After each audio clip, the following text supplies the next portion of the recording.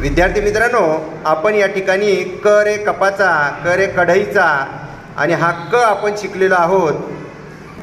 हा आहे आपला क, हा आपण शिकलो.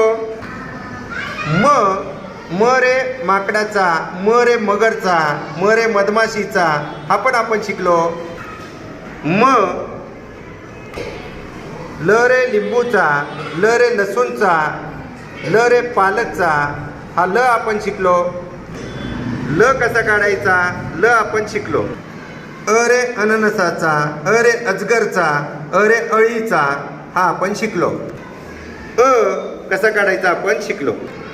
आ आईचा, आ आजीचा, आ आरसाचा, आ आवळाचा, आपण शिकलो. आ कसा काढायचा आपण शिकलो.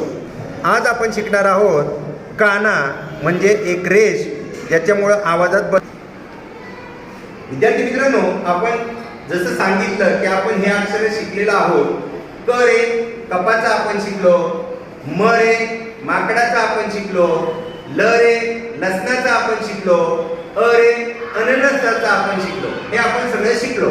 आता अ बरोबर आपण आणखी एक शिकलो होतो. अ आणि अ चा मोठा भाऊ आ.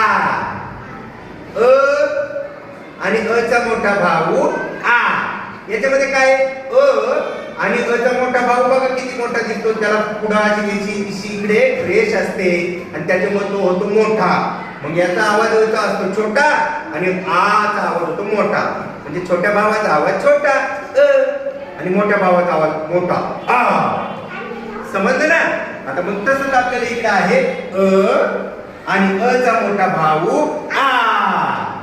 अ आणि अ चा मोठा भाऊ आ. आता हे दोघं अच आहेत, पण हा मोठा भाऊ कशामुळे झाला, त्याला एक पुढे अशी रेष आली, त्यालाच म्हणतात काना आणि म्हणून त्याचा आवाज असा मोठा होतो. अ चा मोठा भाऊ आ. तसंच क चा मोठा भाऊ का. क चा मोठा भाऊ का. म हा आहे आपला म आणि म चा मोठा भाऊ मा. म चा मोठा भाऊ मा. ल चा मोठा भाऊ ला. ल चा मोठा भाऊ ला. हे सगळे मोठे भाऊ आहेत. कशामुळे झाले, त्यांच्या पुढे फक्त एक अशी रेष ओढली, यालाच म्हणतात काना. आणि कोणत्याही अक्षराला काना लागला की तोंड उघडावं लागतं. असं याला नाही तोंड उघडावं बघा. पण याला उघडावं लागतं. आ क याला उघडावं का. म याला उघड मा आणि ल ला. म्हणजे काना लागला की तो मोठा भाव होतो आणि तोंड उघडून म्हणावं लागतो. आ का मा ला. छान. वा.